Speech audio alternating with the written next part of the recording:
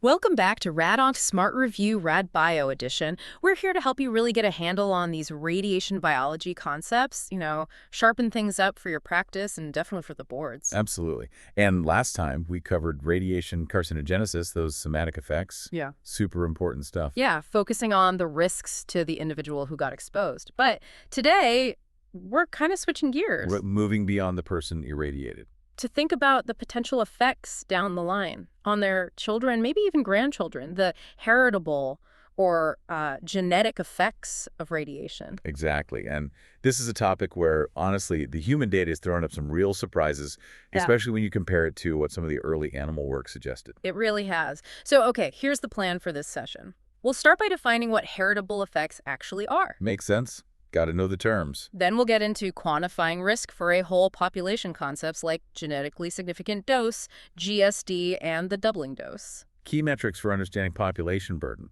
Then the big one, really digging into the lessons from the A-bomb survivor offspring studies. That's the cornerstone, right? Oh, absolutely. The RERF data is fundamental here. And finally, we'll bring it back to the clinic, talking about how different germ cell stages, sperm and eggs, vary in their radiosensitivity. That's crucial for patient counseling. Sounds like a good roadmap. Let's dive in. Okay, fundamentals first. Heritable effects. What exactly does that term mean in this context? So heritable effects are basically genetic changes, mutations, that happen in the germ cells. That means the sperm in males or the oocytes, the eggs in females. Right, the reproductive cells. Exactly. And the critical part is that this damage, if it occurs, gets passed on. It's transmitted to the offspring and potentially to later generations too. So it's not just about the person exposed, it's about what gets inherited. And thinking classification-wise, like dose response, where do these fit? These are classic stochastic effects. And that word stochastic, it's really important to unpack here. Okay, what does it imply? Well, first, it means there's theoretically no dose threshold. Even a tiny dose to the gonads, in theory, carries some probability, however small, of causing mutation that can be passed on. Zero dose, zero risk. Any dose, some risk. Okay, so no safe dose, theoretically. What about the chance of it happening? The probability, the chance, does increase with the radiation dose to the gonads, the testes, or ovaries. More dose means a higher likelihood of inducing that transmissible damage. Makes sense. But if a mutation does happen and a child inherits a condition, does how bad the condition is depend on the parent's dose? No, and that's absolutely key for stochastic effects. The severity of whatever genetic disorder shows up in the child is not related to the parent's radiation dose. It's more like an all-or-nothing event at the gene or chromosome level. So the dose affects the odds, not the outcome severity. Precisely. The dose influences the probability of the event, but not the severity if the event occurs. Big distinction. Right. And what kind of things might we see? How do these effects actually manifest? They could show up as, well, various genetic disorders. Could be single gene mutations, things like cystic fibrosis or Huntington's, or they might be bigger changes, like chromosomal abnormalities. Got it. Okay, that defines the effect itself. Now, how do we scale up from thinking about one person's risk to the impact on a whole population? That's where things like GSD come in, right? Genetically significant dose. Exactly. GSD is the tool for that. It helps estimate the overall genetic burden from radiation across an entire population. And importantly, this isn't about my specific risk if I get an X-ray, is it? It's broader. Absolutely broader. GSD is a population average, sort of. It's defined as the dose that, if every single person in the population received it, would result in the same total genetic harm as the actual doses people really receive. So it's not just averaging the gonad doses everyone gets. There's more to it. Yeah, it's a weighted average, Yeah. and the weighting factor is crucial. It's based on the likelihood of individuals having future children, their child expectancy. Okay, so someone older, past reproductive years, even if they get a higher gonad dose. Contributes very little to the GSD. Whereas a younger person, even with a lower dose, contributes much more because they're more likely to pass on genes. That weighting makes perfect sense for looking at future genetic impact. Units are sieverts or rems, I assume. Yep, sieverts or rems. And yeah, it's useful for comparing the population to genetic impact from different sources, like how much did diagnostic X-rays contribute historically versus now, that kind of thing. Okay, that clarifies GSD. What about the doubling dose? Another key term we hear? Yes, the doubling dose. It's another way to think about relative genetic risk. It's defined as the dose of radiation that you'd expect would double the spontaneous mutation rate that's already happening naturally in a population. Can you give us a quick example? Make it concrete. Sure, let's say naturally, there are 100 cases of some genetic issue per million births. That's the spontaneous rate. Okay. If a certain dose of radiation causes an extra 100 cases per million births, and now you have 200 total, then that dose is the doubling dose because it added the same amount as was already there naturally. Exactly. It tells you how much radiation it takes to match the natural background mutation burden for one generation. So it puts radiation risk in perspective relative to what happens anyway. What are the ballpark estimates for the human doubling dose? Well, the estimates vary, but for the kind of low dose rate, low LET radiation we often see in medicine, it's typically cited in the range of, say, 1 to 2 sieverts, so 100 to 200 rip. Okay, and quick board prep tip here. What does a higher doubling dose imply about radiation's effectiveness? A higher doubling dose means radiation is actually less effective, relatively speaking, at causing mutations compared to the spontaneous rate. You need a bigger dose to double the background. And a lower doubling dose means radiation is more potent relative to background. Correct. Lower DD means it takes less radiation to match the spontaneous rate. Understanding that helps you interpret risk comparisons. Excellent. Okay, definition, stochastic nature, population metrics. Check. Now, let's move to the really crucial part, the human evidence. Where do we get our best data on this? Oh, hands down, it comes from the studies of the children of the atomic bomb survivors in Hiroshima and Nagasaki. The work done by RERF, the Radiation Effects Research Foundation. Right, these massive long-term studies. Huge studies, following tens of thousands of kids, looking for all sorts of potential genetic outcomes over decades. It's really unparalleled human data. And this is where we hit that, well, really striking finding. What's the headline result? The single most important and maybe unexpected finding is this. After all these years of follow-up, there has been no statistically significant increase found in detectable heritable genetic effects in the children of the A-bomb survivors compared to control groups. That really is remarkable, especially when you think about, radiation definitely causes mutations in the lab in mice. It absolutely does, which highlights why this human data is so vital. It tells a different story, or at least a more nuanced one than simpler systems might predict. What specific things were they looking for in these kids that didn't show that significant increase? They looked at a whole range of things. Adverse pregnancy outcomes, stillbirths, neonatal deaths, major birth defects, cancers in childhood, changes in the sex ratio, even subtle things like specific protein changes you can detect with electrophoresis or visible chromosome abnormalities. Cytogenetic abnormalities. Right, and also growth and development issues.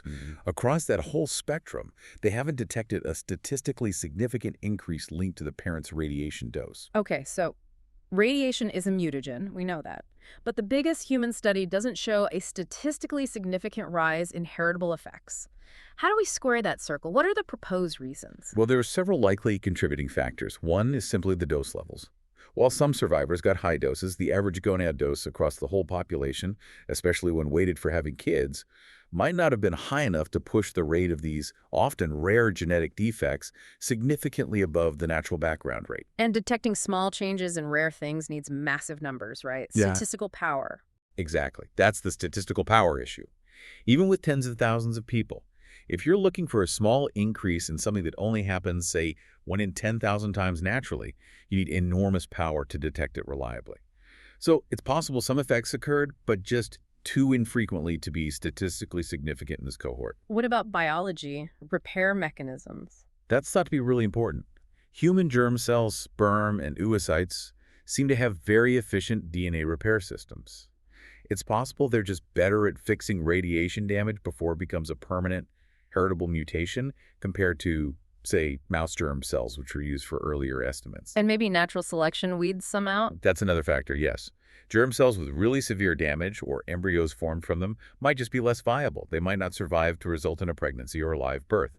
So natural selection could be removing some of the most heavily damaged potential offspring before they're even counted in the study. So the crucial takeaway, and this is key for boards, isn't that radiation causes zero heritable effects in humans. No, definitely not proving zero effect. It's that at the doses seen in the A-bomb survivor group, any increase that might have occurred wasn't large enough to be statistically distinguishable from the natural background rate of genetic disorders. Precisely.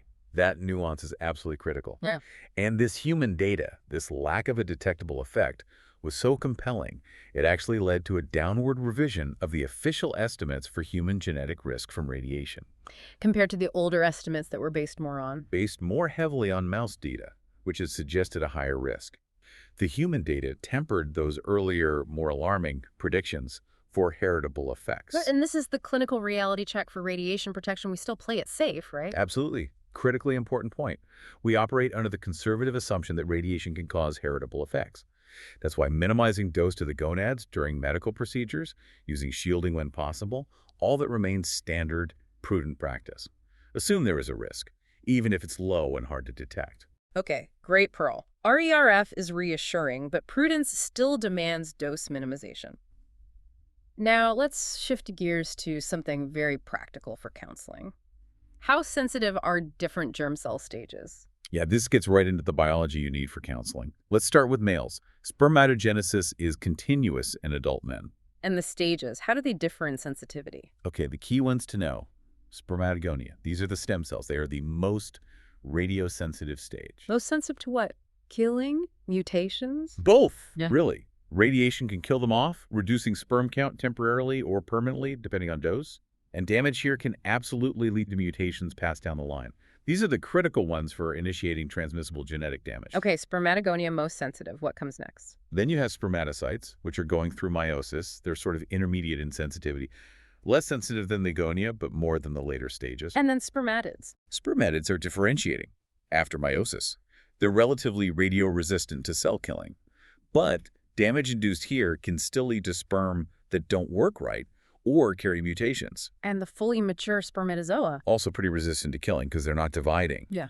But they have limited repair capacity. So if they were irradiated directly or developed from an irradiated earlier stage, they can carry chromosomal damage, especially things like translocations. This is directly useful. Let's do a mini case. Imagine you have a young male resident, maybe 28, needs pelvic radiation for cancer. He's asking about future kids' ability to have them, risk to them. How do you use this info to counsel him? Okay, yeah, really common scenario.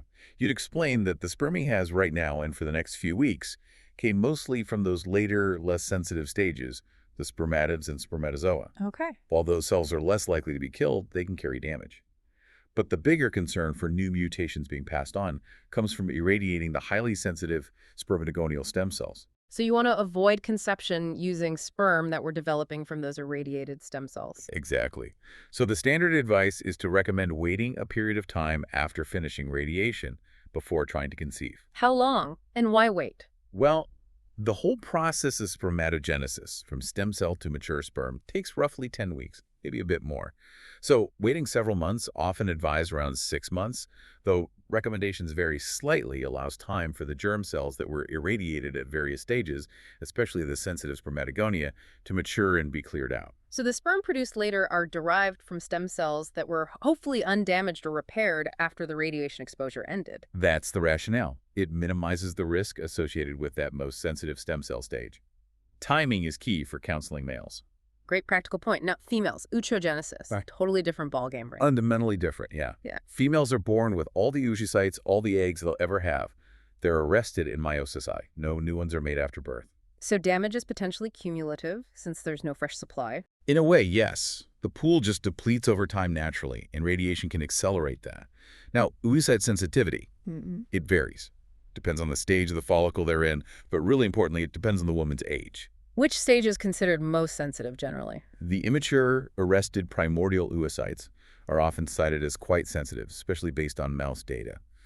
But for clinical impact, the big factor is sensitivity to cell killing, which causes sterility. And that is highly age-dependent. Okay, how does age change sensitivity to sterility? It increases dramatically. A younger woman, say prepubertal, has a huge reserve of oocytes. She might tolerate a significant ovarian dose, maybe up around 12 grays or even more, before becoming permanently sterile. Okay. But a woman in her late 30s or 40s, her natural ovarian reserve is much, much smaller. She can become permanently sterile after a much lower dose, maybe only 2 grays, sometimes even less. That threshold dose for sterility plummets as women age. Wow, that's a huge difference. Age is critical for predicting sterility risk in females. Absolutely critical. And radiation-induced sterility in women almost always means premature menopause. Right, because the follicles are destroyed. Exactly. The follicles house the oocytes, but they also make the hormones estrogen, progesterone. Kill the follicles, you kill the hormone production. Boom, menopause. Which comes with all the usual symptoms, hot flashes, dryness, but also serious long-term risks like osteoporosis, cardiovascular issues. Precisely. So counseling women involves discussing not just fertility loss, but the high likelihood of premature menopause and all its health consequences, which again, the impact of which is also age-dependent. Okay. Definitions, metrics, RERF data, germ cell sensitivity. We've covered a lot. Let's tie it together now for practical application. Counseling patients of reproductive age, getting pelvic radiation. What are the absolute key messages? You summarize the age-dependent sterility risks for females, emphasizing how dramatically that changes. For males, you explain the germ cell kinetics and strongly recommend delaying conception for several months, usually around 6, after treatment finishes, to allow turnover from the sensitive spermatogonia stage. And always reinforce prudent radiation protection, shielding gonads when you can, technically. Because even with the reassuring RERF data, we act assuming risk isn't zero. Correct. And remember, GSD and doubling dose, those are population tools. They help shape policy, understand societal impact. They're not what you use to tell Mrs. Jones her specific risk. Individual counseling is much more nuanced, based on actual dose, age, fertility status, etc. Okay, good distinction. Now, for remembering that key male germ cell stage for the boards, how about a mnemonic? Think of the spermatogonia. They're the seed cells, right? The original. Stem cells, yeah. And just like little seeds are delicate, easily damaged, the spermatogonia are the most radiosensitive male germ cells. So, seed cells are sensitive, spermatogonia. I like it. Seed cells are sensitive. Good hook. Okay, how about an analogy for the doubling dose? That concept can be tricky. Yeah, let's try one. Okay, think about a busy highway. There's already a certain background level of accidents happening every day just due to random chance driver error. Yeah. That's your spontaneous mutation rate. Got it. The baseline crashes. Right. Now, radiation is like adding a new hazard. Maybe sudden blinding fog rolls in or potholes appear everywhere. That hazard causes extra accidents. Okay, radiation extra hazard, more crashes. The doubling dose is the level of that new hazard, the amount of fog, the density of potholes, the dose of radiation that causes enough additional crashes to make the total number of crashes per day, spontaneous plus hazard-induced, exactly twice the original spontaneous number. So it's the amount of radiation needed to cause just as many mutations happen naturally anyway. Exactly. It tells you how potent radiation is relative to the background noise. That clarifies it nicely. Okay, Hey, ready for a quick board blitz? Test these concepts. let's hit it. Question 1. Which term describes the radiation dose expected to double the spontaneous mutation rate in a population? A. GSD, B. Equivalent dose, C. Absorbed dose, D. Doubling dose. That definition matches D doubling dose. Correct. Question 2. Studies of A-bomb survivor children by RERF primarily showed A. Significant increase in severe birth defects. B. Significant increase in childhood leukemia. C. No statistically significant increase in detectable heritable effects. D. Doubling of spontaneous mutations at average parent doses. Based on our discussion of RERF's heritable effects findings, the answer is C. No statistically significant increase detected. Right. Again, question 3. In male spermatogenesis, the most radiosensitive cell stage is A. Spermatids, B. Spermatozoa, C. Spermatogonia. That's our mnemonic. Seed cells are sensitive, D. Spermatogonia. Perfect. Last one, question 4. The genetically significant dose, GSD, is used to A. Estimate individual genetic risk, B. Find the gonad deterministic threshold, C. Calculate RBE for mutations, D. Estimate population genetic impact weighted for childbearing potential. GSD is that population measure weighted for future kids, so D. Excellent. 4 for 4. Now, just briefly, that point about the RERF data versus earlier animal models. Yeah, it's worth mentioning that discrepancy. The human data just didn't show the level of risk that some of the earlier mouse studies, for example, might have predicted. And the discussion continues, right? Does no statistically significant increase mean zero increase? Or just an increase too small to detect, even in those big studies? That's precisely the question. We can't definitively say the risk is absolutely zero based on RERF. There could be a very small risk below the detection threshold.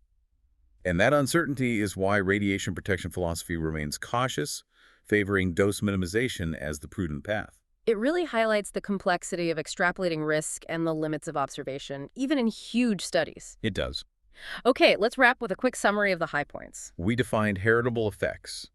Stochastic genetic damage in germ cells passed down. Covered the population metrics. GSD population gonad dose weighted by child expectancy. Doubling dose to double the spontaneous mutation rate. We hit the crucial RERF finding. No statistically significant increase in heritable disorders seen in A-bomb survivor offspring so far. And reviewed germ cell sensitivity. Male spermatogonia, seed cells, are most sensitive, informing the wait time for conception. Female sensitivity to sterility increases sharply with age, leading to premature menopause risk. And the bottom line for practice, despite reassuring human data, assume risk isn't zero. Minimize gonadal dose. Be prudent. You know, after going through all these pathways, doses, GSDs, doubling doses, I'm starting to wonder if my own brain cells are experiencing some spontaneous mutations, just trying to keep it all straight for the boards. Huh. I think that's a Yeah, required part of the residency experience, actually. But building this knowledge base really pays off. let's hope so. Okay, looking ahead, next time we're tackling another really critical topic, radiation effects during pregnancy. Yep. Effects on the embryo and fetus. We'll get into how sensitivity changes drastically with gestational age, specific malformations, those important CNS effects, and the dose thresholds you absolutely need to know. Sounds essential. Remember, you can sharpen your skills with practice oral boards over at radongsmartlearn.com. That's spelled R-A-D-O-N-C, smartlearn.com, but pronounced radongsmartlearn.com. And definitely subscribe to Radiation Oncology Smart Review so you don't miss our next session. Thanks for tuning in, everyone.